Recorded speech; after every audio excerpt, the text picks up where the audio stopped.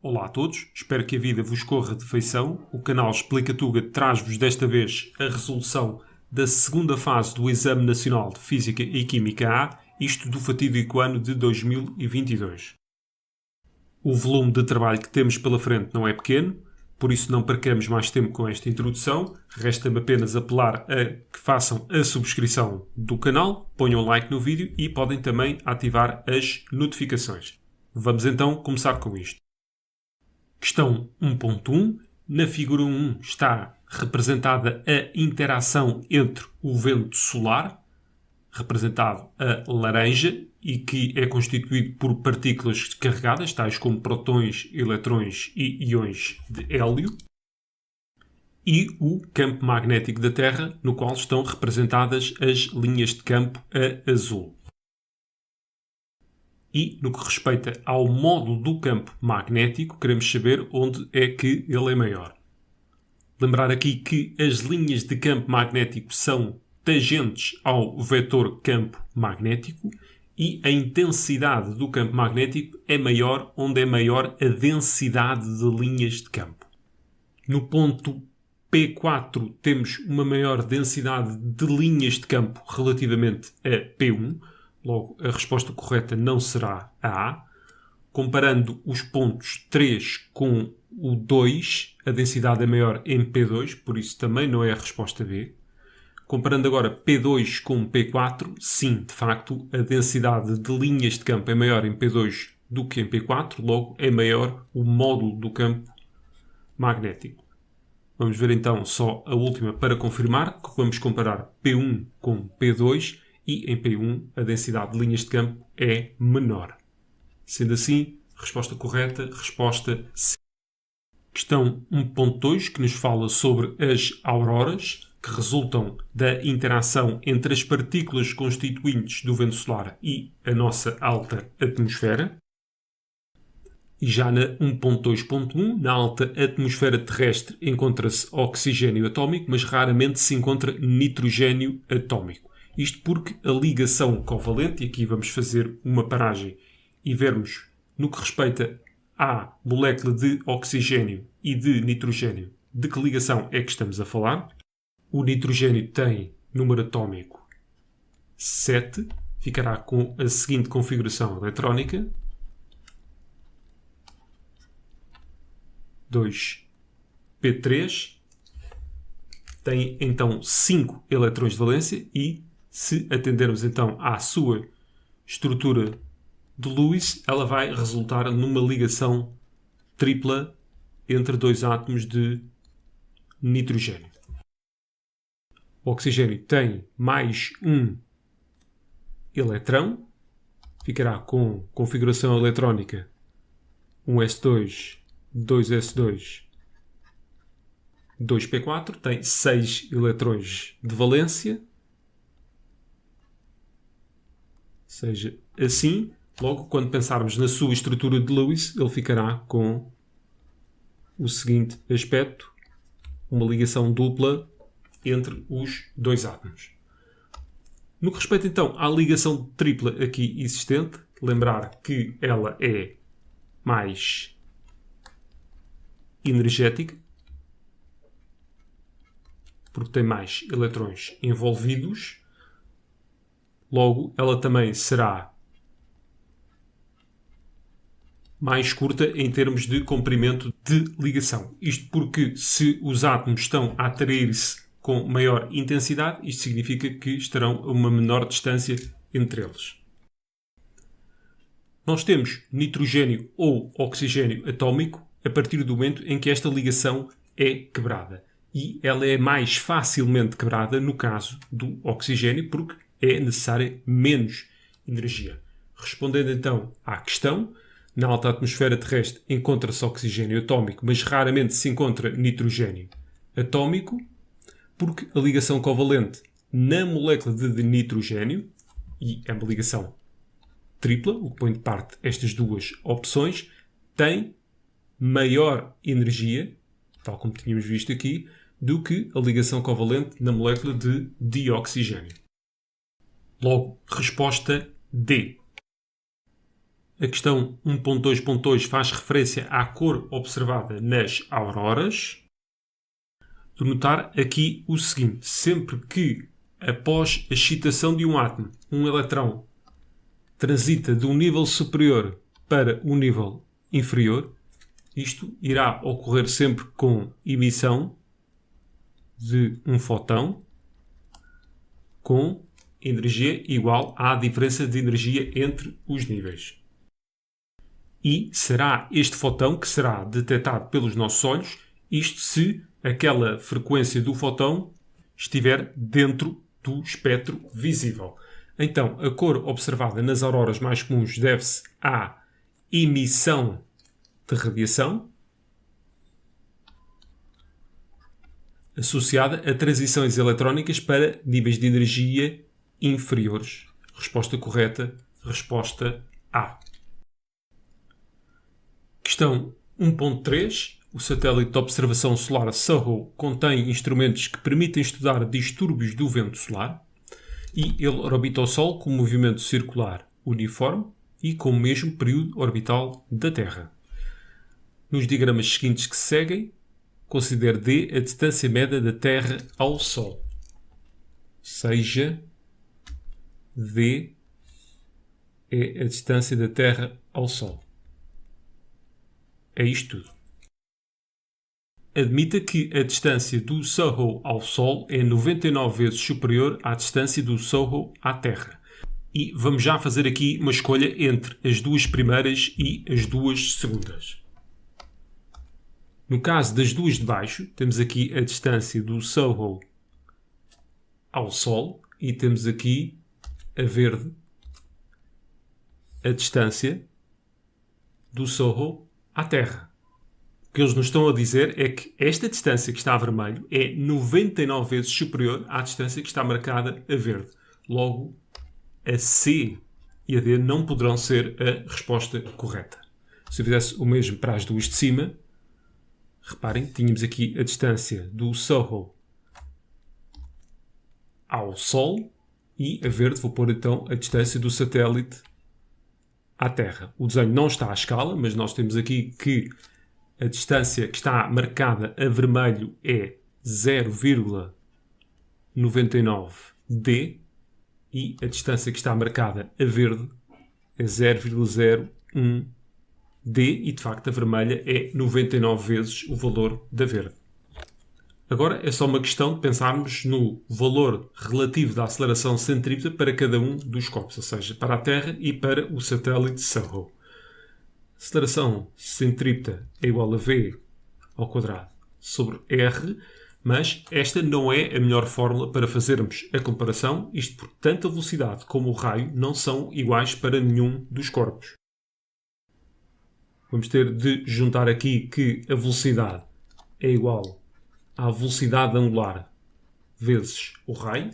Juntando estas duas, ficamos com a aceleração centrípeta é igual a ômega-r ao quadrado, tudo isto sobre o raio. Logo, a aceleração centrípeta será ômega ao quadrado r. E aqui já podemos comparar, isto porque é-nos dito que eles têm o mesmo período, então a velocidade angular, que é 2π sobre período, é igual a constante. Então, quem tiver maior raio terá maior aceleração centrípeta. Este raio é a distância entre o centro de massa do corpo e o centro de massa do Sol, que é maior no caso da Terra. Então, o comprimento deste vetor terá de ser maior no caso da Terra do que no caso do satélite SOHO. Resposta correta, resposta B. Tomem atenção a isto. Sempre que vocês usam uma fórmula para comparar duas grandezas, vocês têm de ter a certeza absoluta que o resto é constante. E neste caso, não seria. Ou seja, podia dar a ideia errada que a aceleração centrípeta e o raio eram inversamente proporcionais, mas isso só seria verdade se o v ao quadrado fosse constante. Outra nota, o nosso bom senso também nos diria que um satélite colocado a uma distância de 0,01 vez a distância da Terra ao Sol faria com que ele fritasse imediatamente. Questão 1.3.2. O satélite SOHO está equipado com painéis fotovoltaicos. Considera que a potência média da radiação solar por unidade diária na órbita do satélite é 1370 watts por metro quadrado. Ora, potência por unidade diária não é mais do que a irradiância, que é então 1370 watts por metro quadrado. Sabemos também que o painel em si tem um rendimento de 20% e que a potência útil dos painéis é de 1500 watts.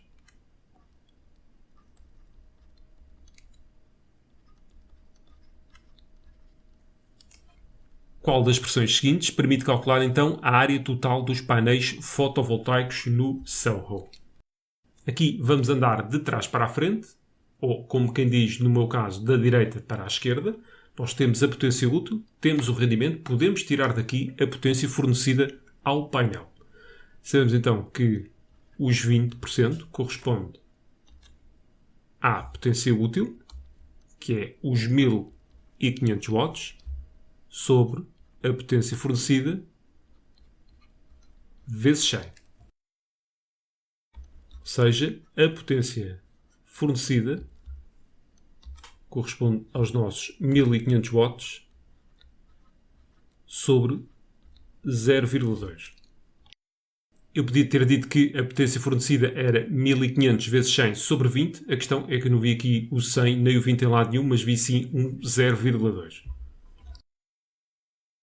A irradiância não é mais do que a potência, neste caso, fornecida por unidade de área. Então, a área do painel será não mais do que potência fornecida, ou seja, 1500 sobre 0,2 sobre a irradiância, ou seja, os 1370 watts por metro quadrado, que vamos ter de pôr aqui em baixo. Olhando então aqui para as opções, temos que a resposta correta é a resposta B. Tempo ainda para uma pequena nota. Em alternativa ao uso da fórmula da irradiância, vocês podiam usar uma regra 3 simples. 1370 watts está para cada metro quadrado de painel, assim como aquela potência fornecida, que nunca chegamos a calcular o valor, corresponde então a uma dada área. Questão 2.1. Temos uma rapariga que está a baloiçar numa corda inextensível que se encontra atada a um coqueiro. Ela parte da posição A, em repouso, e oscila até à posição C, passando por B. O nível de referência é a superfície da água. A rapariga pode ser representada pelo seu centro de massa e a resistência do ar é para ser desprezada. Variação de energia cinética da rapariga é nula. A rapariga parte do repouso em A, ou seja, velocidade nula, e à medida que se aproxima de B, temos a transformação da energia potencial em energia cinética. Neste caso, essa transformação vai ser integral, isto porque o trabalho das forças não conservativas é nulo. Sendo assim, atingirá então a posição B com uma dada velocidade, que neste caso até será a velocidade máxima. Já agora, para que a variação da energia cinética fosse nula, nós teríamos a mesma velocidade em A do que em B, ou seja, teríamos de ter velocidade nula em B, que até o bom senso nos diz que é impossível. Para analisarmos a B e a C, vamos fazer aqui um pequeno balanço de forças à rapariga. Temos, por um lado, o peso a atuar no seu centro de massa e também no seu centro de massa temos a tensão na corda, que será qualquer coisa como isto. Isto, por exemplo, ali num ponto algures entre A e B. Acontece que o peso é uma força conservativa, enquanto que a tensão é uma força não conservativa. Forças conservativas são forças cujo trabalho depende apenas da posição inicial e final. Sendo assim, ficam de fora as opções B e C. A já tinha ficado, porque a B diz que apenas atuam forças conservativas, é mentira, e a C diz que apenas atuam forças não conservativas, o que também é mentira. De certa maneira, já tinha respondido que a opção correta era a D, quando disse que o trabalho das forças não conservativas era zero, isto porque o trabalho das forças não conservativas não é mais do que a variação da energia mecânica. Sendo assim, a variação de energia mecânica também ela será nula. Questão 2.2, os mesmos pressupostos da pergunta anterior. Ao atingir o ponto C, a rapariga larga a corda e cai verticalmente, atingindo a superfície da água no ponto D, tal como mostra a figura. Mostra que a razão entre o módulo de velocidade da rapariga em D e o módulo da velocidade da rapariga em B é 1,6. Vamos fazer esta questão em duas etapas. Vamos começar então pela velocidade em B. E, tal como tínhamos visto na questão anterior, nós sabemos que o trabalho das forças não conservativas é nulo. Logo, variação de energia mecânica no percurso de A a B é zero. Ou seja, a energia mecânica em A é igual à energia mecânica em B. Então vamos pôr aqui que a energia mecânica é a soma da energia potencial gravítica com a cinética, ou seja, mg, a altura em A, mais 1/2 de m v ao quadrado. E isto terá de ser o mesmo agora para B.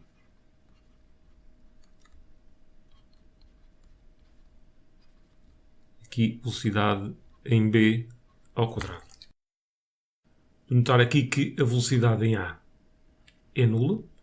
As massas estão também em condições de serem cortadas. Vamos ficar finalmente então com a aceleração da gravidade, que é 10, vezes a altura em A, que é 3 metros.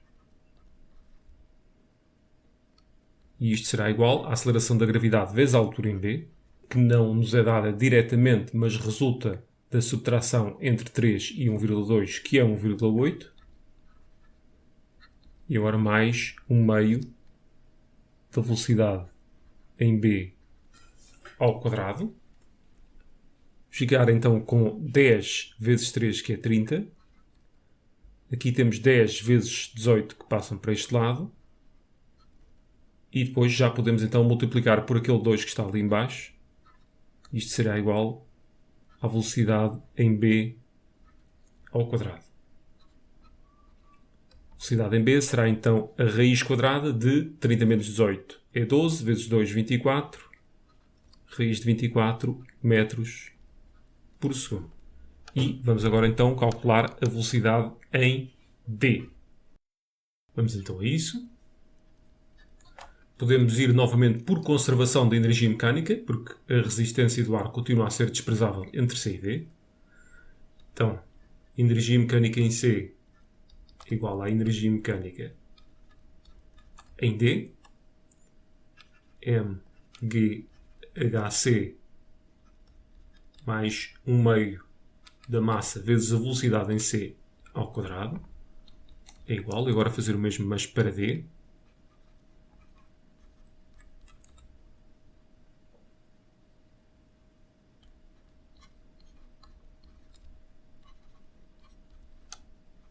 Aqui está.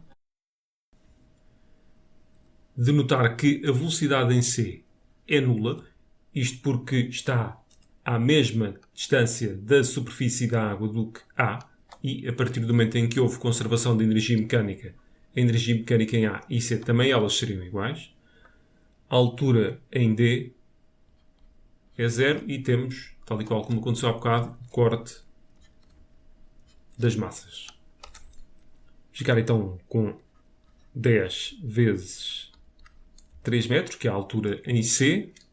Tudo isto será igual a 1 meio da velocidade em D ao quadrado, onde velocidade em D será igual a raiz quadrada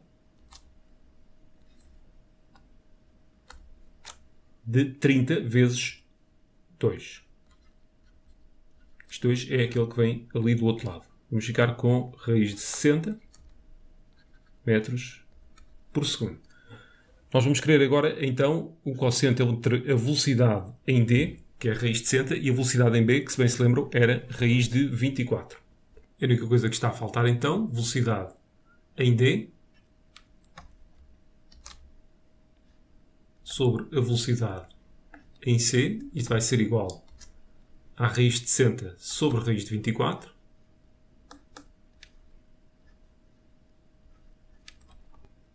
O que dá 1,6. Isto não terá unidades porque resulta de um quociente entre duas grandezas que são iguais.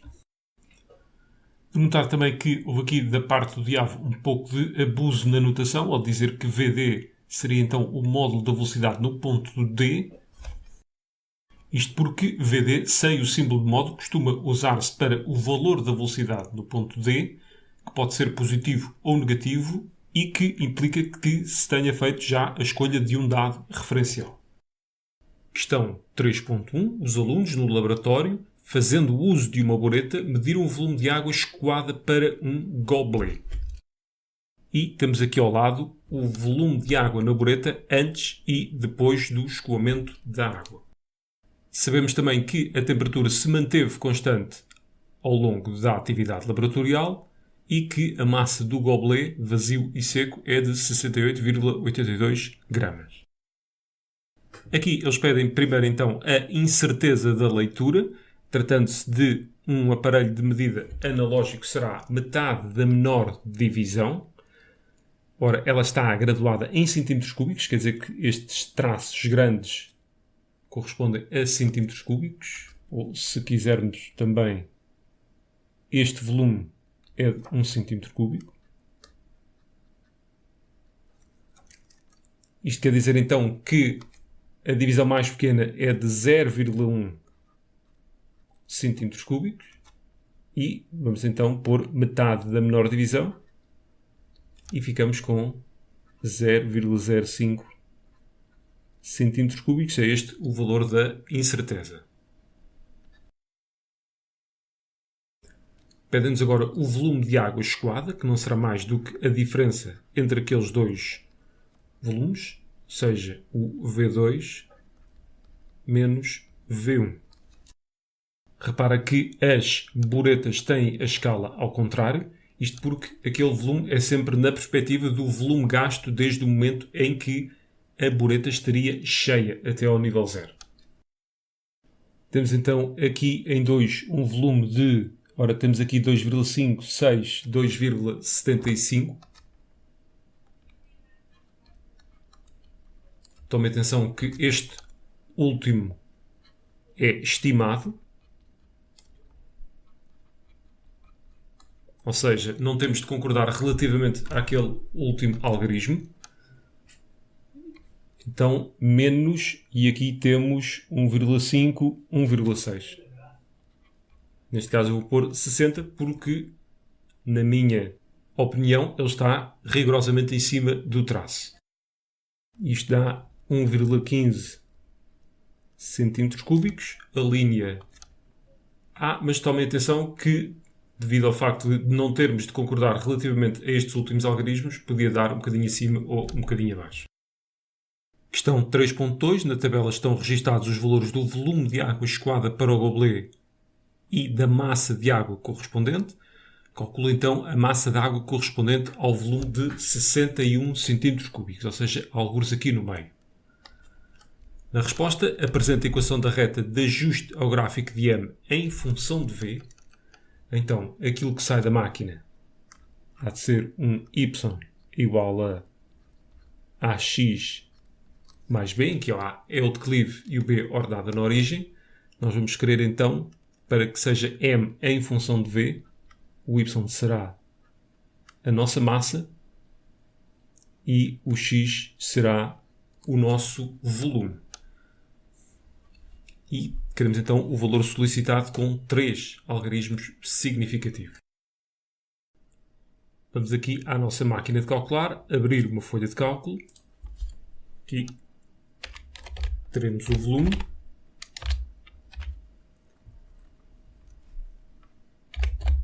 Introduzir os valores.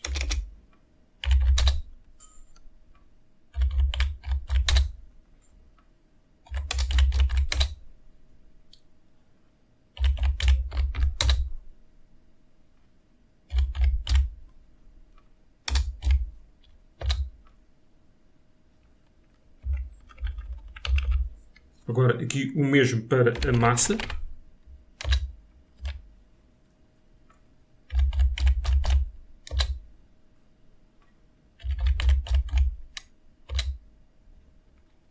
Então, ela é 33,54.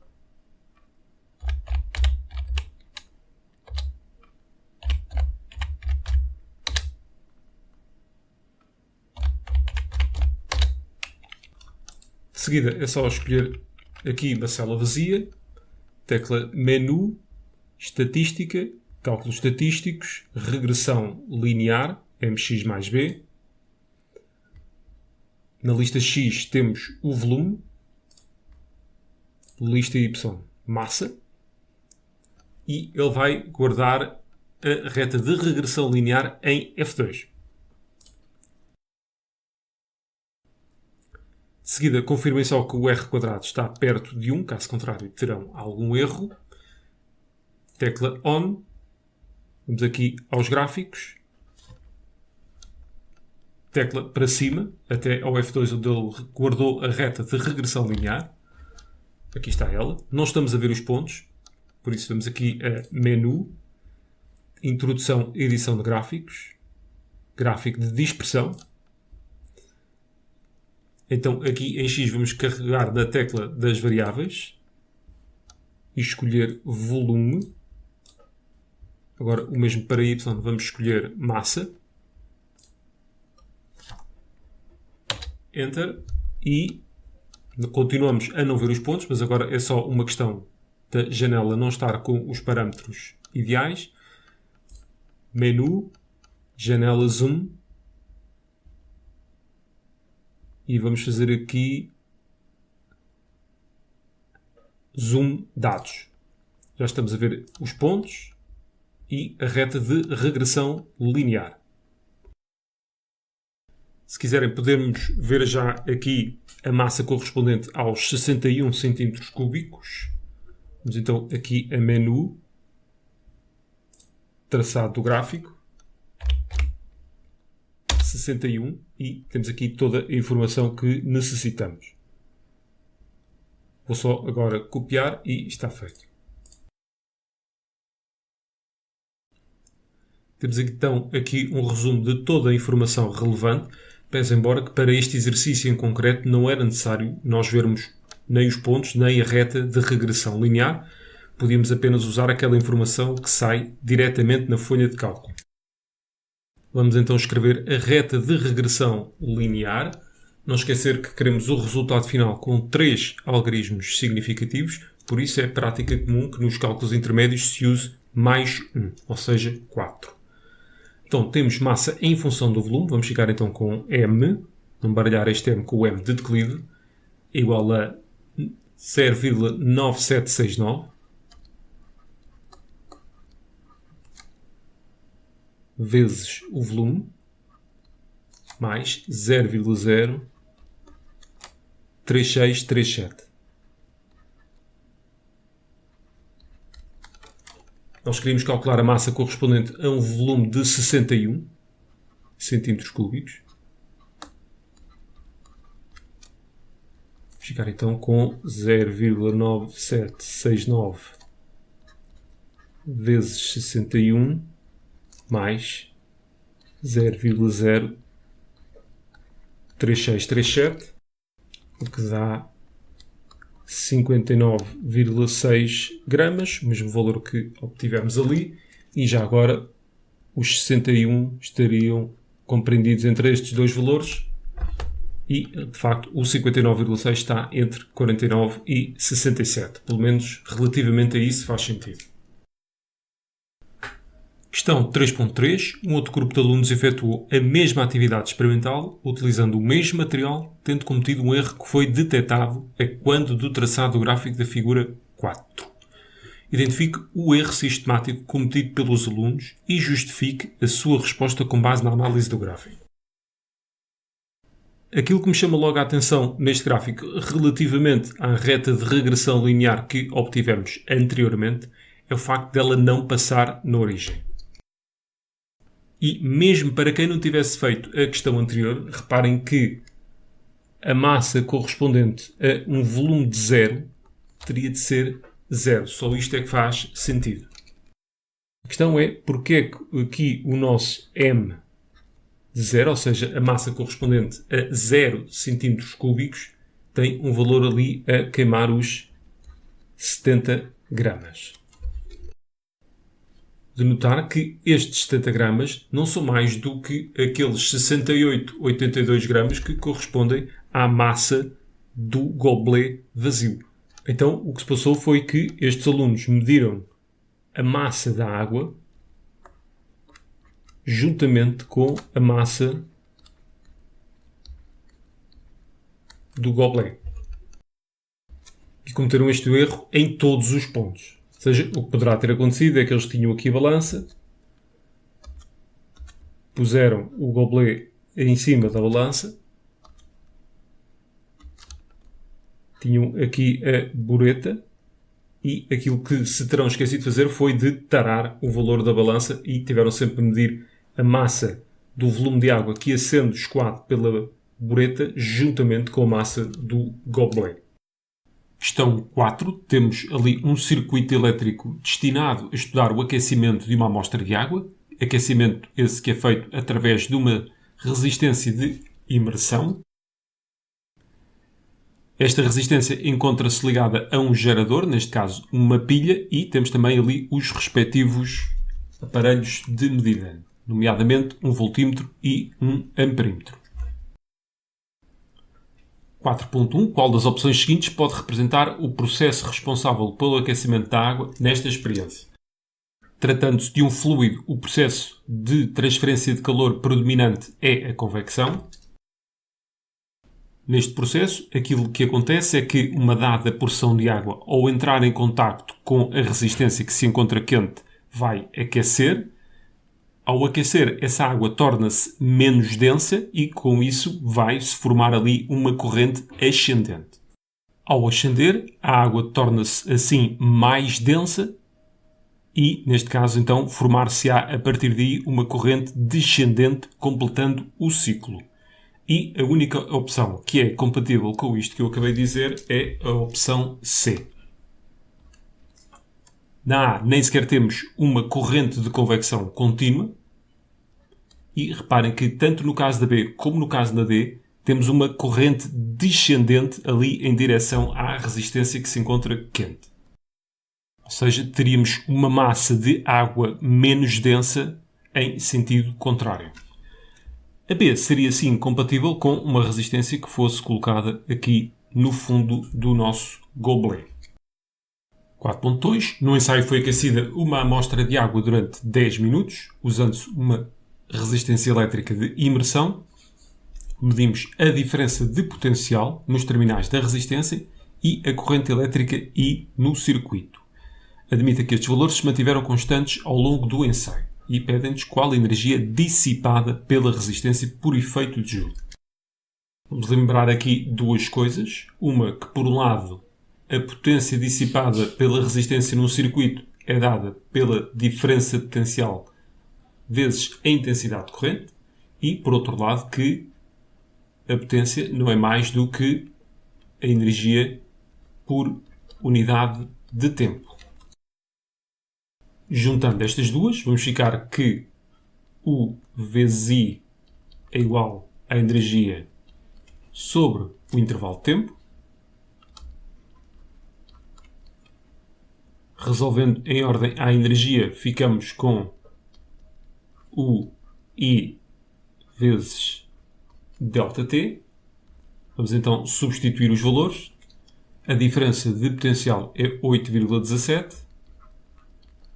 A intensidade corrente de aumentação que não está no sistema internacional, temos que pôr 700 vezes 10 elevado a menos 3 amperes, ou seja, o prefixo milli é substituído por um 10 elevado a menos 3. E por fim, o tempo, que também está em minutos, tem de estar em segundos, ou seja, 10 vezes 60. Juntando esta tralha toda, ficamos com 3,4 vezes 10 ao cubo joule, que será então 3,4 kJ. Neste caso, então, o 10 ao cubo foi substituído pelo prefixo kilo. Sendo assim, resposta B. Questão 5.1. Temos aqui a equação que traduz o equilíbrio entre o tetróxido de dinitrogênio e o dióxido de nitrogênio.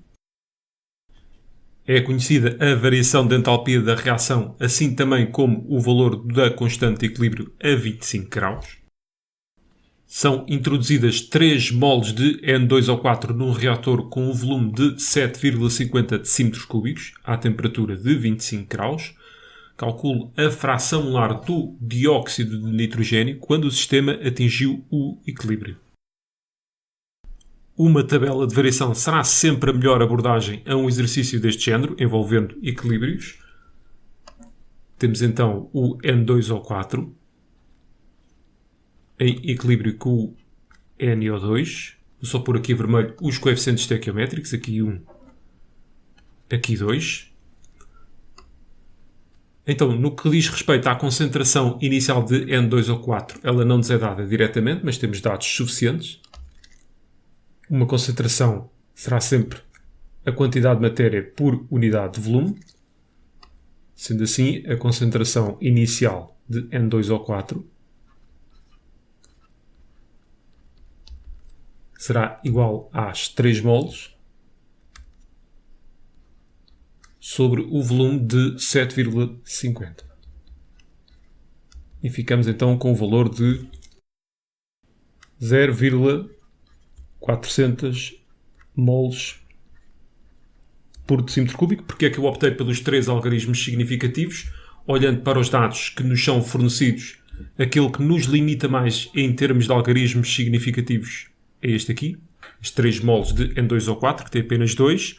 Sendo assim, fará sentido apresentar o resultado final também com 2 e os cálculos intermédios, que é o caso deste, com um algarismo significativo a mais, ou seja, 3. Vamos preencher isto então. 0,400. Nada nos foi dito relativamente ao NO2, então vamos partir do princípio que nada foi lá posto. Então, teremos consumo de N2O4, de acordo com o seu coeficiente estequiométrico, e temos formação de NO2.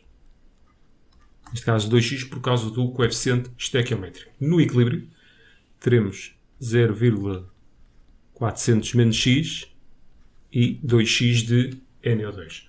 Temos que o Kc, que é igual à concentração de NO2 no equilíbrio ao quadrado, isto por causa do coeficiente estequiométrico, sobre a concentração de N2O4 no equilíbrio, que é aquilo que nós queremos saber. Substituindo então os valores que temos, 4,63 vezes 10 elevado a menos 3, será igual então a 2x, tudo isto ao quadrado, sobre 0,400 menos x. Ficamos com 1,85 vezes 10 elevado a menos 3 menos 4,63 vezes 10 elevado a menos 3x igual a 4x². Isto foi obtido a quando da multiplicação de 4,63 vezes 10 elevado a menos 3 por aquele denominador que é 0,400 menos x. lembre-se que, a partir do momento em que ele for para o outro lado a multiplicar, tem de se fazer acompanhar por parênteses. Vou só mudar de ordem aquilo que ali temos. 4x² mais 4,63 vezes 10 elevado a menos 3x menos 1,85 vezes 10 elevado a menos 3.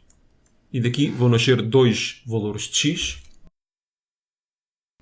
São eles o x igual a menos 2,21 vezes 10 levantado a menos 2 ou o x igual a 2,09 vezes 10 levantado a menos 2, sendo que só este último é que fará sentido no contexto do problema. Com isto estamos então em condições de calcular, por um lado, a concentração de N2O4 no equilíbrio,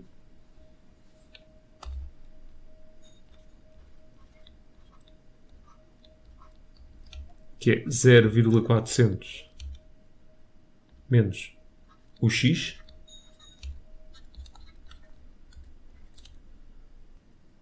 que dá 0,379, e por outro lado a concentração de NO2 no equilíbrio, que é igual a 2 vezes 2,09 vezes 10 levantado a menos 2, 0,0418.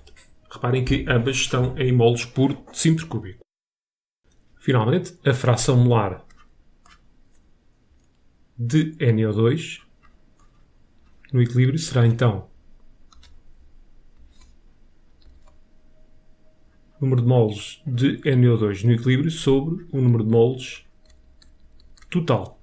Não esquecer que, por outro lado, concentração é igual ao número de moles sobre volume, de onde o N é igual a CV. Sendo assim, o número de moles de NO2 resulta da concentração de NO2 no equilíbrio, ou seja, o 0,0418 vezes o volume, e o número de moles total será o número de moles de NO2, igual àquilo que aqui está em cima, mais, estão agora a faltar as de N2O4, ou seja, 0,379, que é a sua concentração no equilíbrio, vezes o volume. E reparem que o volume corta, o que dá 0,10. Atenção que isto não tem unidades. De falar em unidades, eu fiz referência que estas concentrações se encontravam em moles por decímetro cúbico, acabei por nunca escrever e, entretanto, reparei também que já não tenho espaço. Lembrem-se que à frente de cada um daqueles valores estará lá mol por decímetro cúbico. Questão 5.2, a mesma reação de há pouco, no entanto, as concentrações iniciais são diferentes e também é diferente a temperatura que foi realizada a reação. E o objetivo da pergunta é saber se a temperatura a que foi realizada a reação se foi maior, menor ou igual aos 25 graus. Nós sabemos que o Kc a 25 graus é de 4,63 vezes 10 levantado a menos 3 e nós temos dados suficientes para saber o Kc a esta temperatura T, que será, tal como há pouco, a concentração de NO2 no equilíbrio ao quadrado, isto de acordo com a reação e com a sua respectiva estequiometria, e aqui em baixo, concentração de N2O4 no equilíbrio. Substituindo valores, vamos ficar com, atenção que o equilíbrio é atingido a partir do momento em que as concentrações não mudam, permanecem constantes. Então, a concentração de N2O4 é de 1, e a de NO2 é 2, mas está ao quadrado. Ou seja, ficamos com 4. Sendo assim, se o Kc à temperatura T é maior do que o Kc a 25 graus, isto quer dizer que foi favorecida a reação no sentido direto, ou seja, aquela que faz com que aumente a concentração de produto e diminua a concentração de reagente. É também sabido que a variação de entalpia da reação é de 58,5 kJ, ou seja, a nossa reação é endotérmica. Ou seja, consome energia. Sendo assim, se favorecemos a reação no sentido direto, quer dizer que favorecemos a reação endotérmica.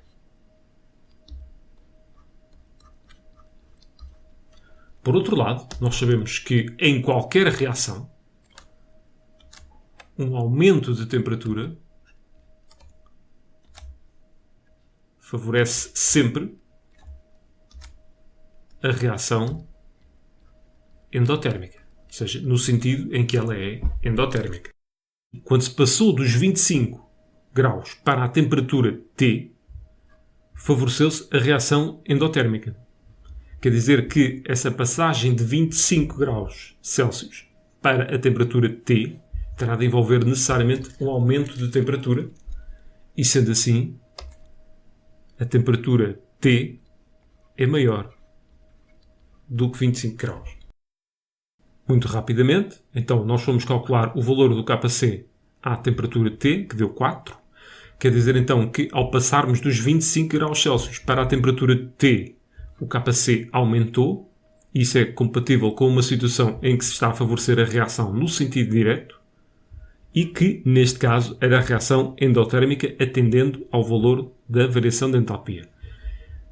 Um aumento da temperatura favorece sempre a reação endotérmica em quaisquer circunstâncias, sendo assim que isto quer dizer que ao passarmos dos 25 graus para a temperatura T, isso corresponde a um aumento de temperatura. Sendo assim, a temperatura T é superior a 25 graus.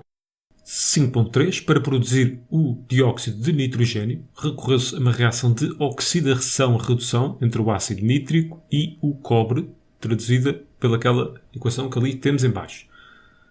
O número de oxidação do nitrogênio na molécula de HNO3 é quanto? Vamos pôr então aqui HNO3. Trata-se de uma molécula. O hidrogênio, salvo o caso dos hidretos, tem sempre número de oxidação 1. O do nitrogênio é desconhecido. E o do oxigênio, salvo o caso dos peróxidos, também é sempre menos 2. Mas, como temos 3 oxigênios, vamos ficar com 3 vezes menos 2. E tal como eu tinha dito, se é uma molécula, vamos igualar a 0. Se fosse um íon, teríamos de igualar à carga do íon. Ficar com X igual a menos 1 mais 6, ou seja, mais 5.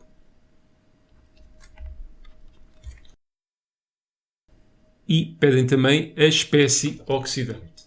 Eu vou olhar, se calhar, para o cobre. Nós temos ali cobre metálico, em que o número de oxidação será 0. E aqui, reparem que temos o íon NO3-. Como temos 2 íons NO3-, quer dizer que aquele cobre é o cobre 2+.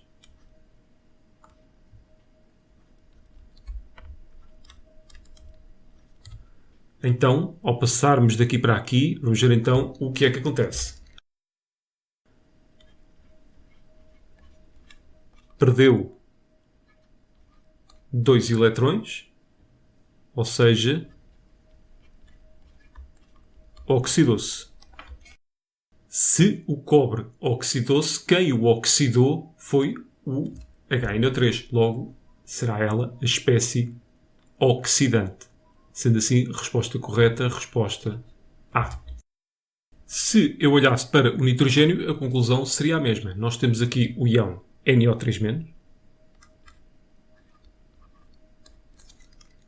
ficaria X mais 3 vezes menos 2 igual, neste caso, a menos 1, ou seja, ficaria X igual a mais 5, quer dizer que não foi aqui o NO3- onde se deu a redução, mas se olhássemos então para o NO2, temos X mais 2 vezes menos 2 igual a 0, ou seja, X igual a mais 4. Bom, daqui para aqui não aconteceu nada, mas aconteceu daqui para aqui. Ficou menos positivo, quer dizer que ganhou um eletrão.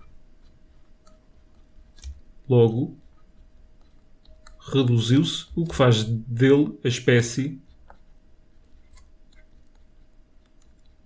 oxidante. 5.4.1. No laboratório existe uma solução concentrada de ácido nítrico. Temos ali a massa molar do ácido nítrico e sabemos que o ácido nítrico tem um kA muito elevado, ou seja, trata-se de um ácido forte. E esta solução tem 68% em massa de HNO3. Também é conhecida a massa volúmica da solução. Calcule o volume da solução concentrada que é necessário para preparar 250 cm3 de uma solução diluída de HNO3 com pH 0,30. Bem, do geral para o particular, o que temos aqui é uma diluição. Existe uma solução concentrada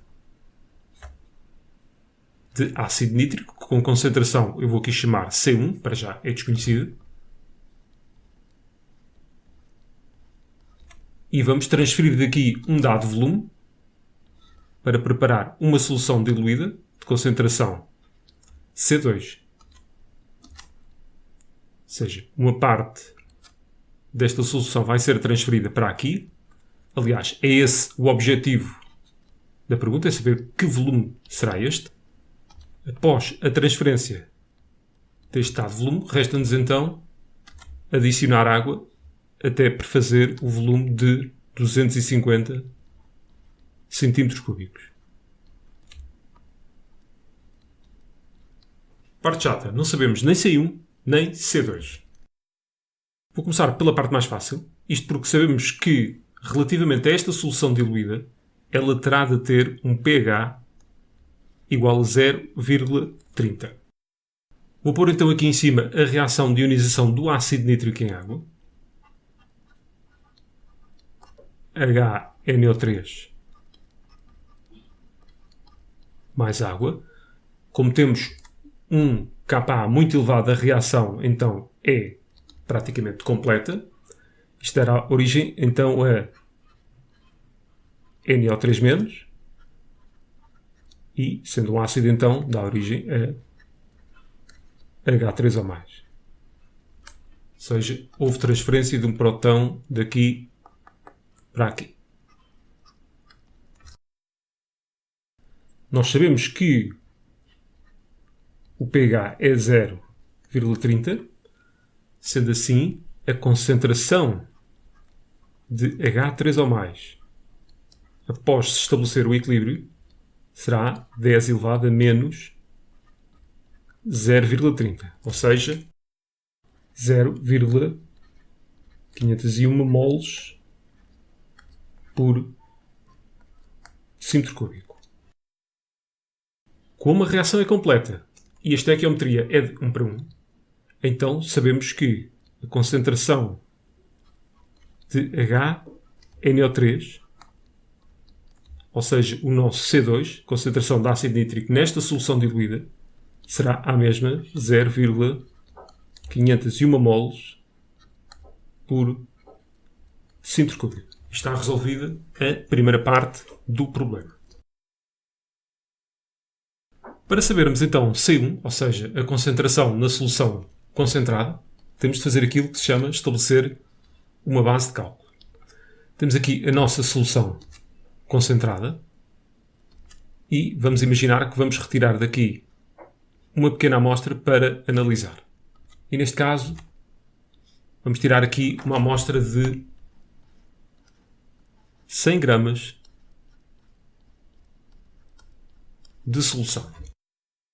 Porquê 100 gramas? Isto porque é um valor que nos facilita a vida em termos de cálculos. Porque, a partir do momento em que temos uma percentagem em massa de HNO3 de 68%, eu sei que daqueles 100 gramas de solução, 68 gramas são de HNO3. Sabendo nós que massa molar é igual à massa sobre a quantidade de matéria, podemos então concluir que o número de moles de HNO3 na solução há de ser 68 sobre a massa molar de 63,02. Ou seja, 1,08 moles. Agora, basta então encontrarmos o volume de solução para depois calcular a concentração. Nós sabemos que a massa volúmica é massa por unidade de volume. De acordo com isso, então, o volume de solução será a massa, ou seja, 100 gramas, sobre 1,41. Aqui com o devido cuidado que o volume vai sair em centímetros cúbicos, isto porque a massa volúmica está em gramas por centímetro cúbico. Temos, então, 70,9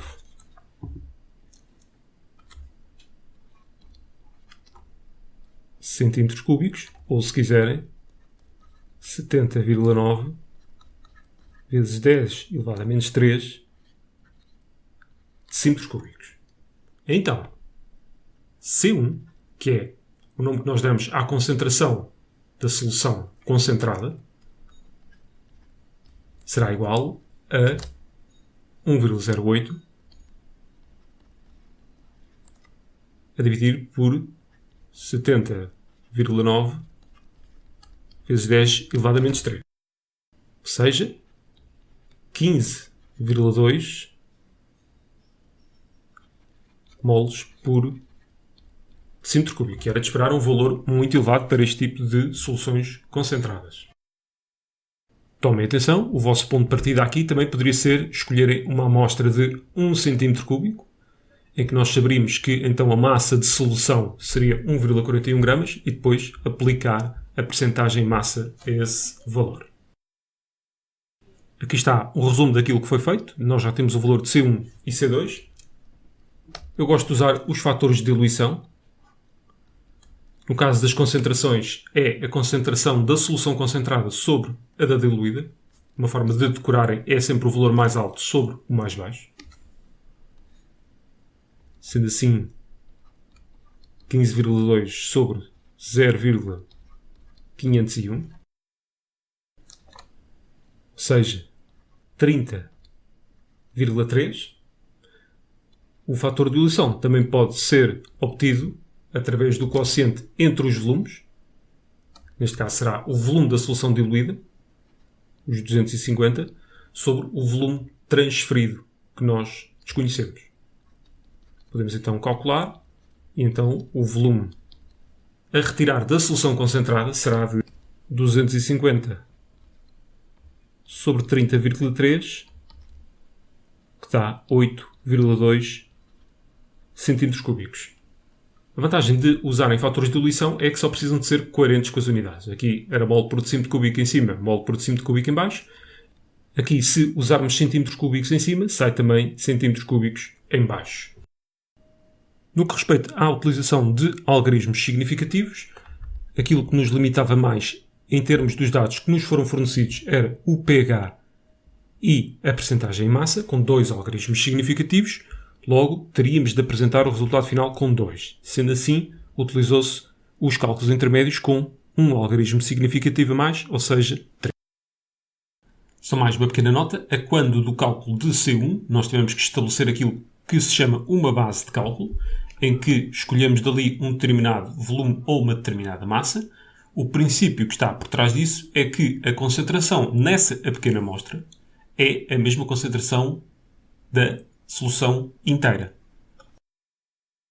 Questão 5.4.2. Depois da tempestade vem a bonança. Qual é o par ácido-base conjugado resultante da ionização do ácido nítrico em água? Vou pôr aqui a reação.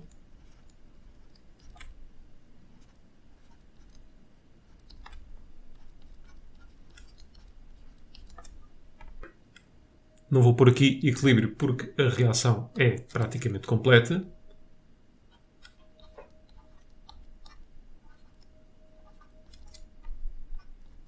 Mais H3O+.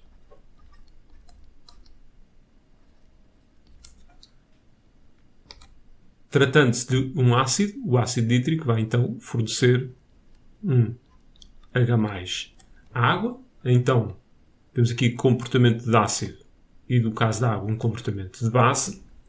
Sendo assim, NO3- é a base conjugada do HNO3 e temos aqui o ácido conjugado da água. Qual é o par ácido-base conjugado resultante da ionização do ácido nítrico em água? Não há dúvidas então, é o HNO3, NO3-. De notar que um par ácido-base conjugado diferem entre si apenas por um próton. Já agora, apesar de não termos reação inversa, caso ela existisse, teríamos o H3O+ a fornecer um próton ao NO3- para dar origem àqueles dois senhores ali. Logo, se o H3O+ está a fornecer um H+, está a ter um comportamento de ácido. Questão 6. O enunciado é gigante, não vai caber aqui todo. Um avião-jato de massa M em kg aterra com pouco combustível na pista retilínea de um porta-aviões de acordo com a figura 7. No momento em que atinge a pista, o módulo da velocidade é de 65 metros por segundo e, durante a aterragem, um cabo de retenção provoca uma desaceleração progressiva do avião na secção horizontal da pista. Admita que o cabo de retenção é responsável por uma diminuição de 91,5% da velocidade inicial do avião, mas sofre ruptura ao fim de 3 segundos e meio. Aos 7,8 segundos, o avião acaba por se imobilizar na secção inclinada da pista, ou seja, ali em cima. Na figura 8, apresenta-se o gráfico do módulo da resultante das forças que atuam no avião durante a aterragem em função do tempo. E esta parte nos vai interessar agora para a 6.1. Aqui temos o gráfico com o módulo da força resultante em função do tempo. Podem achar estranho ali o eixo das ordenadas, mas lembrar que força é igual à massa vezes a aceleração. Aqui a diferença é que aquela aceleração está representada como sendo um fator da aceleração gravítica. Considera que o avião pode ser representado pelo seu centro de massa, ou seja, válido o modelo da partícula material, e que as forças de atrito e de resistência do ar são desprezáveis. Depois pedem-nos ali para tecer uma série de considerações relativamente a vários intervalos de tempo. Entre o 0 e os 3,5 segundos, aquilo que eu vejo é que o módulo da força não é constante. Por isso, o movimento não é uniformemente nem retardado nem acelerado. Ou seja, temos um movimento não uniformemente retardado, se assim quisermos, em que o módulo da força resultante não é constante. Só por causa disso, estas duas vão já embora. Vamos ver então o que é que se passa entre os 3,5 e os 5,5.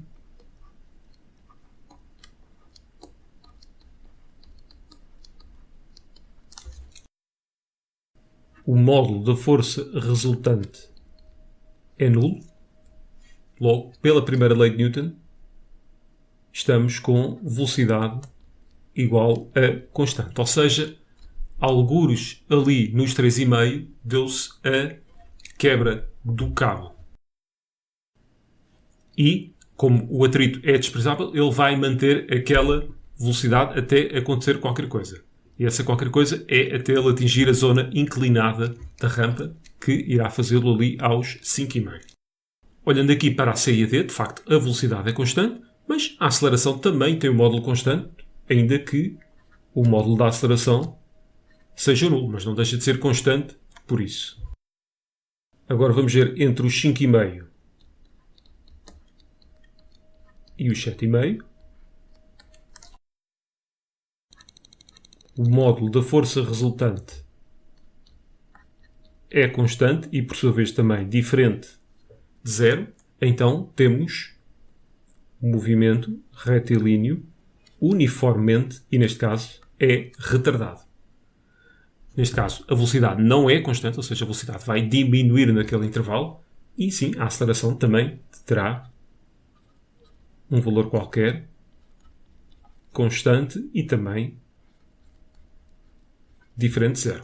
Logo, a resposta C é a resposta.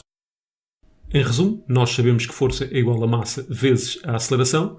Logo, para termos uma aceleração constante, temos de ter também necessariamente uma força constante. Em particular, uma força resultante nula faz com que a aceleração seja ela também nula, e aqui podem ter duas situações diferentes. Ou estamos em repouso ou movimento retilíneo uniforme. Questão 6.2. Todos os pressupostos da pergunta anterior. Na aterragem, o avião percorre na secção horizontal da pista retilínea uma distância de 169 metros. No intervalo entre 0 e 3,5, o avião percorre uma determinada percentagem do percurso horizontal retilíneo, ou seja, uma percentagem destes 169. Aqui ao lado encontra-se o gráfico que relaciona a força resultante com o tempo. E vamos ver mais uma vez o que é que se está a passar em cada um destes três intervalos de tempo. Então, no instante t igual a 0, o avião entra em contacto com a pista. E, além do peso e da força normal que não realiza um trabalho, começa a atuar sobre o avião a força exercida pelo cabo, que aumenta à medida que o tempo avança. Nós conhecemos as leis do movimento para movimentos uniformemente variados, movimentos em que sobre os corpos atuam forças constantes e, consequentemente, estão sujeitos à aceleração constantes. No entanto, aqui trata-se de um movimento não uniformemente variado. E, sendo assim, nós não conseguimos diretamente calcular o espaço percorrido neste intervalo de tempo. Aquilo que sabemos é que, neste intervalo de tempo, houve uma diminuição de 91,5% da velocidade inicial. E aqui, aos 3,5, o cabo rompeu-se. A partir daí, o avião seguiu com movimento uniforme, sujeito a uma força resultante nula. E aqui, aos 5,5, ele atinge a zona inclinada da pista e, a partir desse momento, está sujeito a uma força constante, mas, neste caso, não nula, acabando então por imobilizar-se. Então, nós sabemos que a distância percorrida neste intervalo de tempo é de 169 metros. Nós não conseguimos calcular a distância entre o 0 e os 3,5 de forma direta, mas neste intervalo de tempo, entre os 3,5 e os 5,5, nós sabemos a velocidade a que ele estava sujeito, ou pelo menos podemos calculá-la, e sabemos o intervalo de tempo. Então, vou dar só aqui nomes a isto. Nós sabemos que a velocidade no ponto A da pista será de 65 metros por segundo. E de A até B houve então uma diminuição de 91,5% da velocidade inicial. Sendo assim, a velocidade em B há de ser de 65 vezes 1 menos 0,915. Ou seja, ele vai ficar com 8,5% da velocidade que trazia em A. Sendo assim, 5,52 metros por segundo. Por outro lado, nós sabemos que a velocidade será sempre a distância percorrida sobre o intervalo de tempo. Isto porque não houve inversão de sentido. Logo, distância percorrida entre B e C não é mais do que os 5,52 vezes o intervalo de tempo entre os 3,5 e os 5,5, ou seja, um intervalo de tempo de 2 segundos. Como quem diz, 11 metros. Finalmente, em conclusão, para um percurso horizontal que tem uma distância total de 169 metros, a percentagem percorrida entre os 0 e os 3,5 segundos será de 169 menos aqueles 11 metros sobre os 169, e se quisermos em percentagem vamos ter de multiplicar por 100 e ficamos com 93%. Resposta correta, resposta D. 6.3 entre os 5,5 e os 7,8 segundos, ou seja, aqui, naquela zona da pista que é inclinada, o avião encontra-se sujeito então a uma força resultante não nula. A partir então da leitura do gráfico, nós pretendemos calcular a amplitude do ângulo alfa, o ângulo que ele faz com a horizontal da pista. Vamos começar por ler no gráfico qual o valor da ordenada entre os 5,5 e os 7,8 segundos. Reparem que para este intervalo o risco encontra-se no terceiro traço de um total de 5, ou seja, será então 3/5 vezes o valor daquele intervalo, que é de m vezes 0,4 vezes a aceleração gravítica. Ou seja, 0,24 vezes m vezes g. Vamos então fazer um balanço de forças ao avião na zona inclinada da pista. Por aqui também horizontal para nos ajudar. Vamos por aqui o centro de massa do avião. Ele está sujeito ao seu peso, que terá duas componentes. Uma perpendicular à direção do movimento e outra que tem a mesma direção do movimento. Seja este então P, este PY e aqui P de X. Existe também uma força normal que iguala P de Y. Vou só pôr aqui os símbolos do vetor. Agora, reparem, se o peso deixou de existir para passar a ser representado pela soma vetorial de P de X com P de Y, e se P de Y se anula com a normal, quer dizer que a nossa força resultante é Px. Vamos representar agora aqui o triângulo retângulo. Então, se este ângulo bate certo com este, quer dizer que o nosso alfa, o ângulo que a pista faz com a horizontal, está aqui. Então, relativamente a este ângulo, P de X é o cateto oposto e o peso é a hipotenusa. Por essa razão, o seno de alfa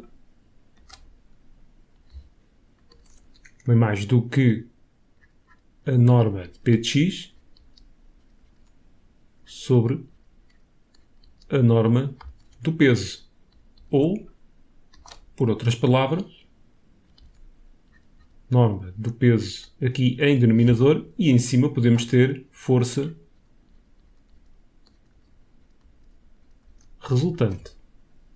Substituindo valores, a força resultante é 0,24 mg e o peso também é massa vezes a aceleração da gravidade.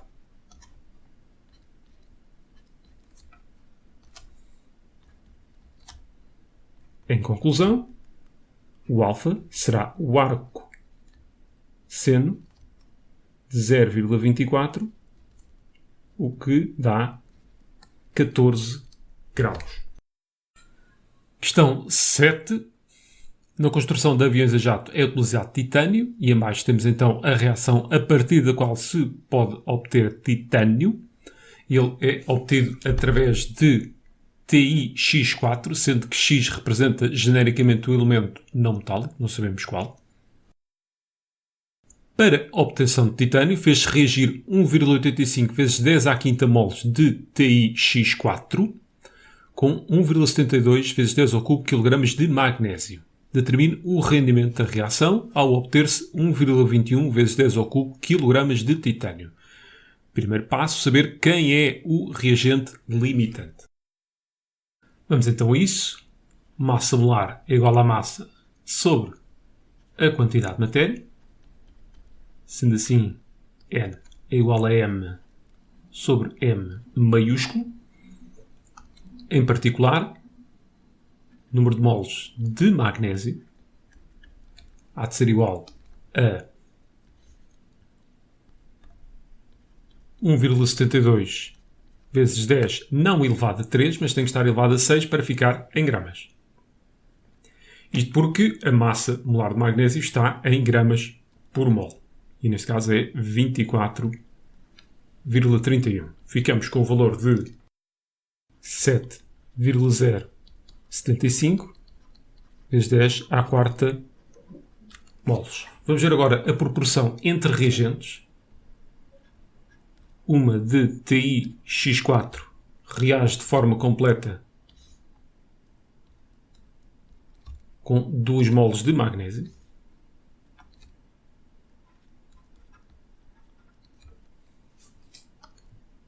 Logo, nós temos 1,85 vezes 10 à quinta moles de TiX4.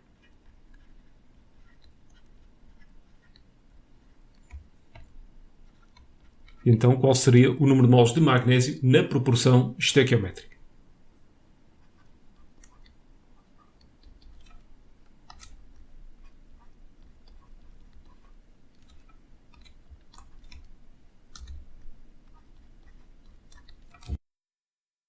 Isto daria 3,700 vezes 10 à quinta moles. Aquilo que nós temos efetivamente em magnésio são os 7,075 vezes 10 à quarta moles. Isto é o que temos efetivamente.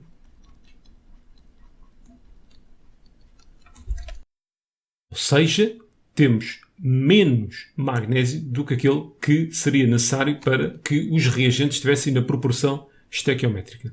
Logo, é o magnésio o nosso reagente limitante. Nós já sabemos então que foi o magnésio o nosso reagente limitante, por isso é a partir dele que vamos ter de fazer a proporção entre reagentes e produtos da reação. O número de moles de magnésio que reagiram foi os 7,075 vezes 10 à quarta moles. Como a proporção entre magnésio e titânio é de 2 para 1, então o número de moles de titânio previsto, ou seja, admitindo uma reação com rendimento de 100%, seria metade disto que temos aqui.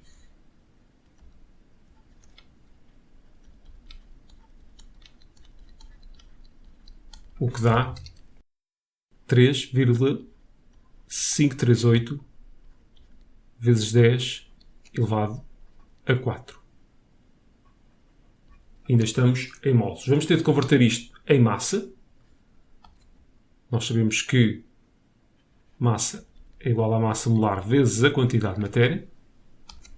Sendo assim, a massa de titânio, entenda-se também prevista, há de ser 3,538 vezes 10 à quarta vezes os 47,87, massa atómica relativa do titânio, 1,694 vezes 10 à sexta gramas. Sendo assim, o rendimento é a massa de titânio que se obteve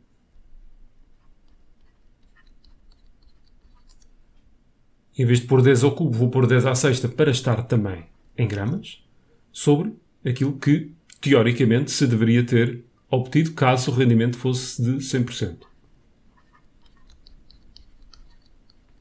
Tudo isto vezes 100 para nos dar o resultado já em percentagem.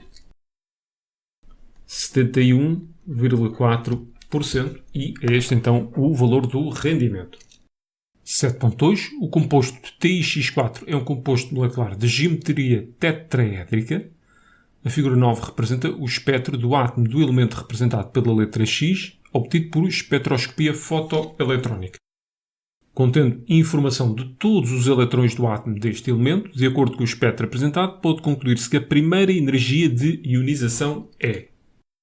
Começando então pela energia de remoção, de notar que nestes gráficos a energia encontra-se por ordem crescente da direita para a esquerda, ou seja, os eletrões que estão aqui são aqueles que necessitam de mais energia para ser removido. Se imaginarem um átomo, os eletrões que necessitam de mais energia para serem removidos são os eletrões que se encontram mais perto do núcleo. Isto porque estão a ser atraídos com uma força mais intensa. Sendo assim, a primeira energia de ionização, que não é mais do que a energia necessária para remover um eletrão de valência, terá de corresponder ao menor valor que aqui se encontra, ou seja, 1,25 megajoule por mol. Em sentido contrário, quer dizer que estes 273 megajoule por mol dizem respeito ao eletrão que se encontra mais próximo do núcleo, ou seja, são os eletrões da orbital 1s. Sendo assim, teremos aqui 2s, 2p, 3s, 3p. Reparem que nós temos aqui o número de eletrões, por isso aqui será 1s2, isto fazendo já a configuração eletrónica, 2s2, 2p6, 3s2, e aqui não temos 6, mas temos apenas 5. Contando o número de eletrões, temos 17 eletrões, quer dizer que o nosso X terá número atómico 17 e ele será então o cloro. Resposta correta. Resposta D. Na figura seguinte, encontra-se representada uma montagem laboratorial que inclui um espelho e um pentaprisma de vidro transparente. E temos ali a sequência das várias reflexões e refrações que o feixe de luz sofre. E, na questão 8.1, queremos saber o que é que acontece ao feixe de luz quando passa do ar para o pentaprisma. Nós sabemos que velocidade é distância sobre o intervalo de tempo. Em particular, para o caso de uma onda, a velocidade será o comprimento de onda sobre o período. Ou, se quiserem, comprimento de onda vezes frequência, isto porque frequência e período são inversos um do outro. Agora, tomem atenção ao seguinte, porque é preciso olhar para esta fórmula com cautela. No mesmo meio, quem se mantém constante é a velocidade. E neste caso, por exemplo, se a frequência aumenta, o comprimento de onda tem de diminuir na mesma proporção para manter a velocidade constante. Agora, nós estamos numa situação em que houve mudança de meio. E quem se mantém constante, neste caso, é a frequência. Logo, se a velocidade aumenta, o comprimento de onda aumenta. Se a velocidade diminui, o comprimento de onda tem de diminuir. Logo, a única opção possível é a hipótese A, mantém-se a frequência, mas o módulo de velocidade de propagação diminui. E diminui porque, por sua vez, a velocidade é igual à velocidade da luz sobre o índice de refração e o índice de refração do vidro é superior ao índice de refração do ar, logo a velocidade no vidro é menor. Finalmente, 8.2, a luz no interior do pentaprisma incide com o mesmo ângulo alfa em duas faces, aquela situação ali, refletindo-se como se representa na figura 10, considero que o índice de refração no vidro é 1,52, demonstra que nestas condições não ocorre reflexão total da luz no pentaprisma, apresentando todos os cálculos efetuados. Vamos só ver o que é esta situação da reflexão total. Vamos imaginar que temos aqui a separação entre o ar deste lado e o vidro deste. Vou pôr aqui a verde a nossa normal. Se tivermos aqui um determinado feixe incidente, ele vai afastar-se da normal. Logo, existirá um feixe que faz um determinado ângulo com a normal, a que se dá o nome de ângulo crítico ou ângulo limite, em que o seu ângulo de refração é de 90 graus. Ou seja, aqui, ângulos sempre medidos relativamente à normal.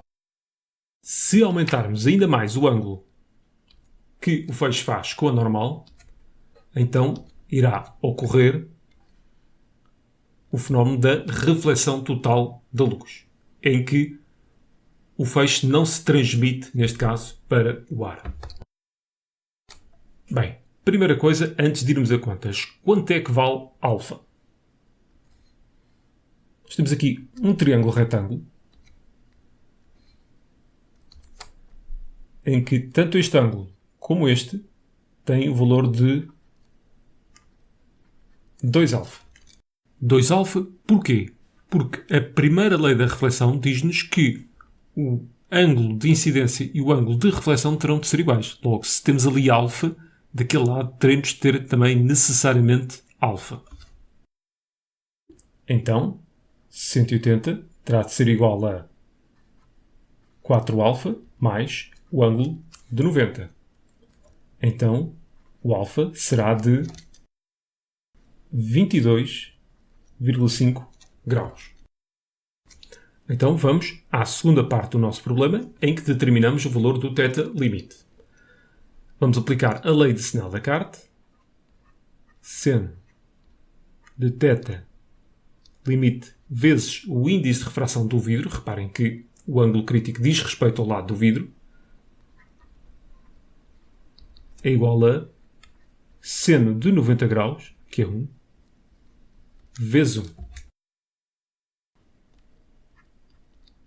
θ limite não será mais do que o arcosseno de 1 sobre 1,52, que teria de ir para o outro lado a dividir.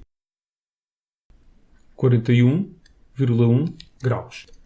Finalmente, 41,1 graus é um valor superior aos 22,5 graus, ou seja, o θ limite é superior aos 22,5, quer dizer que este 22,5 poderia corresponder ali, por exemplo, àquele feixe roxo. Ou seja, neste caso, não existe reflexão total.